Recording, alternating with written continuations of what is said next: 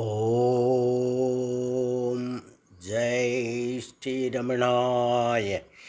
பகவான் ஸ்ரீ ரமண மகரிஷி பக்திஞான இயக்கத்தின் ஆன்மீக அன்பர்கள் அனைவர்களுக்கும் எங்களுடைய மனமார்ந்த இனிய காலை வணக்கம்.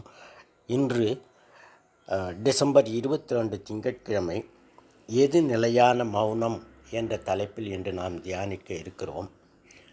எது நடந்ததோ அது நன்றாகவே நடந்தது, எது நடக்கிறதோ அது நன்றாகவே நடக்கிறது, எது நடக்க இருக்கிறதோ அதுவும் நன்றாகவே நடக்கும் என்று கீதா சாரம் உபதேசிக்கிறது. முக்காலத்துக்கும் தலைவனான ஈசனே உயிர்களின் ஆத்மாவாக இருந்து நல்லதே நடக்க வழி நடத்துகிறது.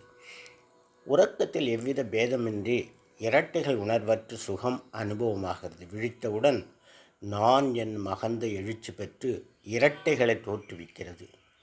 நான் எனும் அகந்தை உணர்வு எங்கிருந்து உதிக்கிறது என்று உள்ளே கண்டு அதன் தலை சாய்ப்பதே இரட்டை உணர்வு தோன்றாமல் ஆத்ம ஒருமை உணர்வில் நிலைப்பதே, மௌனத்தில் இருப்பதே. நான் ஆரென மனம் உள்நாடி உள் நன்னவே நானாம் அவன் தலை நாணமுற நான் நானா தோன்றுமொன்று தானாகத் தோன்றினும் நான் என்று பொருள் பூன்றமது தானாம் பொருள். நான் யார் என்று மனம் தன்னுள் நாடி இதயம் சேரவே அகந்தையின் தலை சாய அவ்விடத்தில் நான் நான் என்று ஒரு வஸ்து தோன்றும். அவ்வாறு தோன்றினாலும் அது அகந்தை உணர்வல்ல, ஒருமை உணர்வான நிலையான பரிபூரணமான ஆத்ம வஸ்துவாகும். ஆத்ம ஞானம் இரட்டைகளற்ற அறிபவன் அறியப்படும் பொருள் என்ற இருமை உணர்வு அற்று அறிபவன் என்ற தன்மையற்ற தத் சித் இரண்டும் கலந்த அனுபவமாகும் ஆனந்த நிலை. அறிவு அறியாமை மற்றது அறிவே அறிவாகும் உண்மையீது உந்தீபெற அறிவதற்கு ஒன்றில்லை உந்தீபெற. இரட்டைகளற்ற ஆத்ம நிலையில் நான் எனும் அகந்தை உணர்வான அறிபவன் இல்லை. அந்த நிலையில் நடப்பது நடவாதது இன்பம் துன்பம் போன்ற இரட்டைகளை பற்றி கவலைப்படாமல் தன் நிலையில் நிற்பதுவே மௌனமாகும். அகந்தை அழிந்த ஆத்ம நிலையே நம் இயல்பு நிலை என்று உபதேசிக்கிறார் பகவான். என்றும் எவர்க்கும் இயல்பாய் உளபொருளை ஒன்றும் உளத்து உணர்ந்து நிலை நின்றிடாது உண்டு இன்று உருவரு ஒன்றிரண்டென்றே சண்டையிடன் மாயை சழக்கு.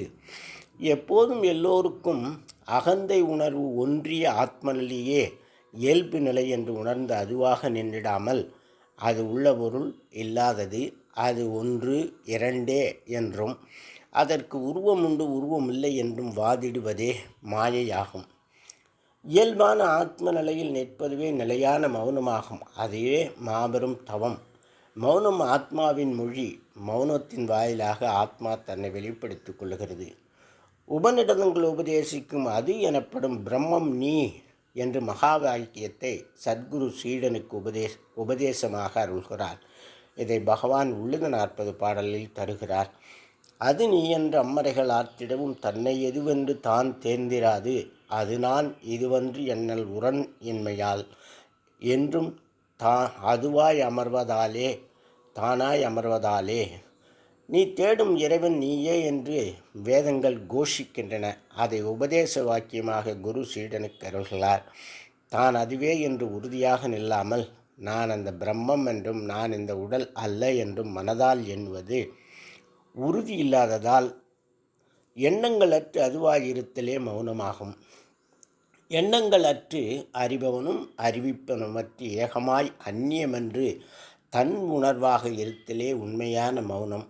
தட்சிணாமூர்த்தி சுரூபம் மௌனம். சனகாதி முனிவர்களுக்கு தட்சிணாமூர்த்தி தன் மொழியாலே உபதேசித்து அருளினார். குருவின் மௌன தீட்சையே தீட்சைகளுள் ஒப்புவமை இல்லாதது. சுகக்கடல் பொங்க சொல்வுணர்வு அடங்க சும்மா பொருந்திடங்க அருணாச்சலா என்பது அட்சரமணமாலை வரிகள்.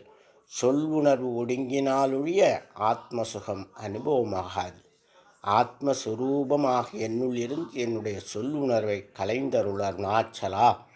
ஓம் தத் சத். நாளை வேறொரு தலைப்பில் தியானிக்கலாம். அன்பர்களே, வணக்கம், நன்றி.